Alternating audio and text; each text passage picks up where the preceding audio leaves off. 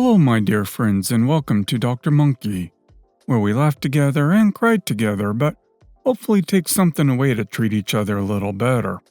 Here's some interesting stories. One about EM who hurts her child because she wanted him to ride a ride he wasn't allowed to. Tries to press assault charges against me. Please subscribe if you haven't, and I hope you'll enjoy it. Story 1. When I was 16, I worked at the amusement park in my city. It wasn't a big one, but it wasn't small either. Most of our rides were aimed towards elementary school-aged children, though we had a few for older kids as well. Anyways, I was a rides operator, and that day, I was assigned to a ride designed for older kids. We had to measure the kids, and they couldn't go if they were under the height requirements, no matter what, even if they had a parent with them. Because it was a ride that only had a bar that went across your stomach, so someone too small could easily fall off.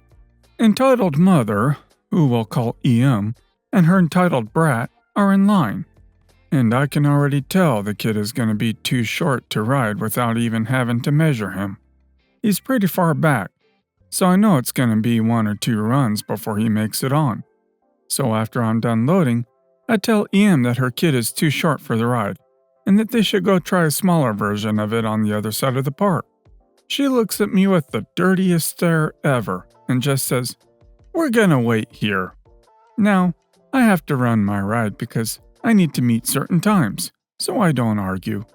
Time goes by, and she's finally at the start of the line. I measure her kid, and of course, he's like 6 inches shorter than the height requirements. Me. "I'm sorry, ma'am, but your child is too short to ride this ride. I would recommend going over to the smaller version near the entrance of the park." EM. "No, it's fine. I'm with him. I'll hold him." She tries to shove me out of the way, but I'm standing my ground. Me. "I'm really sorry, ma'am, but we don't allow people under the height limit to ride this ride. The safeties we have on it just won't hold someone too small, and your kid could fall off." She then asks to speak to my manager. I get asked that quite a lot by EPs, so I give them a call and tell her to wait on the side while I load my ride. She gets very offended, saying that she shouldn't have to wait longer for her kid to ride this ride because I couldn't do my job. And at this point, I just kind of ignore her and move on. Ride runs, my team lead gets there and talks with her. He tells her that he's really sorry, but that I'm right. Her child can't ride this ride. Now at this point, EB is throwing a tantrum, and I mean he's rolling on the concrete like a piece of bacon in a frying pan. I'm trying my hardest not to laugh at this point. So my lead apologizes, offers her a skip-the-line ticket for the ride he's allowed to go on at the entrance, and leaves. EM is trying to calm down EB and starts talking to him. He gets up all smiling and happy, and stands next to the gates, watching me. Now I'm not thinking too much off this point, so I start loading my ride again, which has significantly less busy line, and I have a couple of empty seats on it. As I'm doing my security checks and getting ready to run it, EM taps me on the shoulder and thanks me for my help, which I found extremely odd. I turn around to tell her that it's really no problem, and she starts apologizing and telling me that she shouldn't have acted the way she did and blah blah blah. I'm completely stunned, not really sure how to react, but I tell her it's no problem and to enjoy the rest of her day. I look back at my ride and realize that EB isn't standing next to the fence anymore. I'm starting to get weird vibes. I look around for him, and he's not anywhere to be seen. I look at EM again, who has her phone out with her camera pointing at the ride, and that's when I knew. I take my keys out of the ride and start walking towards it.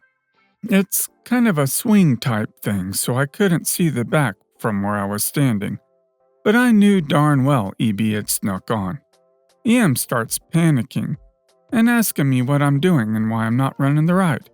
I completely ignore her and walk to the back of the ride, and lo and behold, EB is sitting there and almost messes himself when he sees me walking towards him.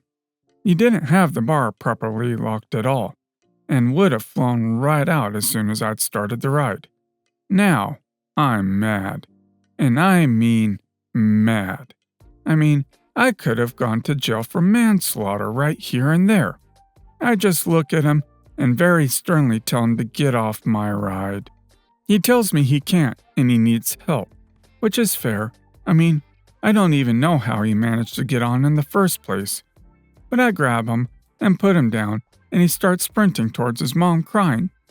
And she's running. He trips and falls down on his face. When he gets up, his nose is all bloody and his knees are skinned, which is when I knew I was completely and utterly screwed. EM starts screaming like a banshee at the sight, as I'm running towards the kid to make sure he's not dead and to help him up. She runs towards me, slaps me hard across the face, and starts yelling for security. I'm absolutely and completely stunned at this point. Some security guards must have heard her screaming at the top of her lungs because they came running. And the exchange goes something like this. Security guard is SG. SG, what's going on here? EM, this girl assaulted my son. She threw him off the ride onto the pavement. Me, excuse me? Did she really want them to believe I just yeeted her child 10 feet away from where he was sitting? EB, it's true. She punched me too. SG, do you want us to call the police? EM, yes. You need to arrest her. She's mentally unstable. I'm just dumbfounded at this point. My lead gets to the ride and asks what the heck is going on. And I tell him everything that happened, in between sobs. There's only one thing EM forgot to take into account, though. There were like 15 people on the ride who saw everything. And they tell the police, and the security guards, and my lead, and everyone else what happened. And EM quickly realized her error, as she just started running with her kid in tow as soon as she saw people asking other guests questions. They caught her pretty quickly, and I pressed assault charges against her. Needless to say, I handed in my resignation that same day. I imagine in a court of law, a judge would side with you if you had started the ride without realizing that kid was there, as you took every measure to prevent the kid from getting on, and it could have ended with the mother having charges pressed against her for allowing her kid to go on there.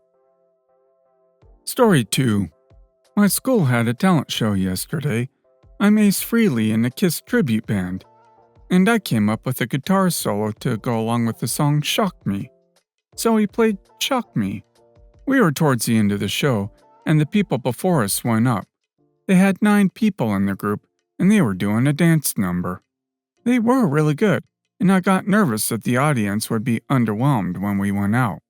They were doing somersaults and had amazing choreography. They finished, and we went out and performed the best we could. The stage went dark and the spotlight shined on me when I did my solo. We finished our performance and exited the stage. A little while later, the audience voted who they thought should win. We tied with the dance group. The host went on to the stage and announced that both groups would go out again and perform a different song or dance. We went out first and played Christine 16. I wailed on my guitar, and our drummer pounded his drums. Our rhythm guitarist moved around the stage the most while our bassist was singing the song. We had a really energetic performance, and we got a huge applause. The dance group went out, and they put on a solid show. But it was obvious they didn't plan another routine, and to be fair, we didn't plan to play another song either. We decided on Christine 16 in 30 seconds before we went out.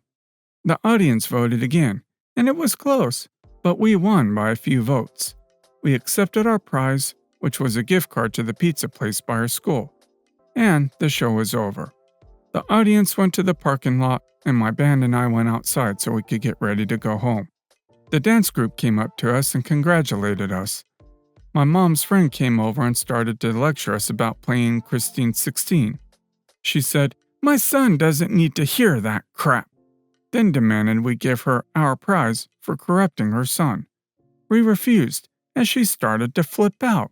I'm going to point out now her son is 16. Once she saw we weren't going to give our prize up, she tried to forcibly grab it. We passed it between us so she couldn't take it.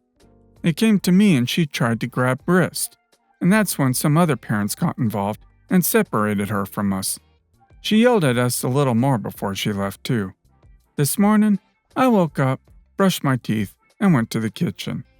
My mom came over to the kitchen and gave me a 20-minute lecture on how I disrespected her friend. I told her that she tried to take our prize, but she didn't listen and walked out. Yeah, ask your mom if she continues to mouth off at you, if she'd prefer for you and your bandmates to go to the police office and report her for assault and attempted theft of minors while on school grounds. Checkmate, Karens. Story 3. I was shopping and ran into an old friend from high school and her son. We'll call them Amy and Andrew. I happened to be looking at toys for my stepkid, and Amy happened to be there looking at stuff with Andrew. We get to talking and Andrew asks to look at the Hot Wheels, so we all head over to the next aisle. A child looking to be 8 or so comes rolling down the aisle on a skateboard, almost hitting us. Andrew stumbles back and falls. Amy grabs him and picks him up. Sorry, forgot to mention Andrew's 5. Amy said rather loudly, projecting her voice at the kid, but not yelling, "Where are your parents?" Cue entitled mom. EM. I'm his mother. Amy. Could you please tell him not to ride that down the aisle? He's gonna hurt someone. EM. He's not going to hit your kid if your kid was smart enough to move. I swear, you millennials are so entitled. Thinking the world revolves around you and your life? I bet you don't even look before crossing the road. You just think cars will stop. Amy. Well, if you saw someone crossing the road, would you just run them over? EM. They should watch where they're walking, just like you should watch where your kid's walking. You should teach them young. Then again, you millennials are too lazy to teach anyone anything. At this point, Andrew starts to get upset, and I say to Amy, let's just go to a different aisle. Because to me, this argument is just not worth it, seeing as Andrew's starting to get upset. Amy just grabs Andrew, and we head to a different aisle. This time, the entitled kid whoops around the corner and slams into Amy's leg, and ends up falling off the skateboard and slamming into the ground. EM runs around the corner. Really? You're gonna attack my child now? Mind you, the kid was getting up at this point and was clearly fine. He had just, fallen off the skateboard. He might have had a bruise, but that would have been about it. Me. Well, how about your child just have watched where he was going? I yelled at her because I was sick of her and the kid at this point. She yelled about how she was going to the manager. She was going to get us all arrested, and the store had cameras everywhere, and we'd be on the news for abusing a child. Me. Go on ahead. Get a manager. Call the cops. Make my day. She walked off, and we literally never heard from her again. Also, note that she didn't check on her kid to make sure they weren't hurt when they fell off the skateboard. And when she walked off without her kid, and he had to follow her. So, the kid doesn't have to watch where he's going, but everyone else should watch out for him? Like public trains can immediately pull the brake and stop when seeing someone in the way? Not everyone could do that, or even have the ability to. Which means your child needs to be the one to watch where he's going, not the other way around. Story 4. So my 2 dogs, Meatball, miniature dachshund, Dash, black Labrador, needed to go outside. I let them out back and hook the leashes to their collars where the other end is tied around the deck. We do this because they try to go into other yards or chase things. One thing you need to know about my house is that it has a glass side door, whereas from the street, if you are walking by, you can see the side back door in the backyard. So, a few minutes later I check on them, and Dash was ready to come in, but Meatball was playing in the yard, digging and burying things, etc. We don't have a couple over because pandemic, so I let them do whatever they want in the backyard. I call him, but he doesn't come to the door. I thought I'd give him 5 minutes and let him in then if he's ready. A few minutes pass by, I'm in my room waiting for a timer to go off to see if he's ready to be let back in. Then Dash starts barking at something. I go to calm him down and get him away from a window or wherever he's barking from. And I look out the back door and see Meatball's chain unhooked. I freak the heck out because I didn't know he could get out of it. I run outside and start calling for him. Then I hear him crying. I don't usually give him much attention when he throws tantrums, because he's always been a crybaby. When he got his shots, he cried the loudest of any other dog. How do I know? The vet told me. So, I'm running towards his cries, and I see a freaking adult woman dragging him by his collar, choking him. A young child is with her, looks about 5. I yell at her, running full speed. Very freaking angry because she is choking my freaking baby. What the heck are you doing to my dog? I'm not supposed to swear since I'm pretty young, but nobody else was home, and I was freaking angry as crap. She turns around and screams, running and choking my dog more. I punch her in the face. I used to do boxing, and she drops my dog. She starts yelling at me, complaining that Meatball is her dog now, because he was waiting at the door, so I obviously neglected him. This idiot then had the audacity to say that she deserves him because her son is lonely. I go off at her screaming, and her son tries to pet Meatball. Not very nicely or gentle, I may add. Meatball doesn't like small children, since whenever I had cousins over, they would mess with him and pull his tail. So he bit the kid's hand since he was messing with him and tugging on his ears. Me and the mom look over in silence for a moment as the kid let out a blood-curdling screech. Then the idiot runs over and kicks my dog. I freaking lost it. I punch her in the stomach, hard, right where your abdomen is. She yells, and I use this to scoop up my dog. I carry him like a baby and run inside. I make it in and lock the glass door. She's banging on the door that she's gonna call the police and get my dog put down. Dash comes out of the kitchen. He loves people. He just sounds really mean. And he starts barking.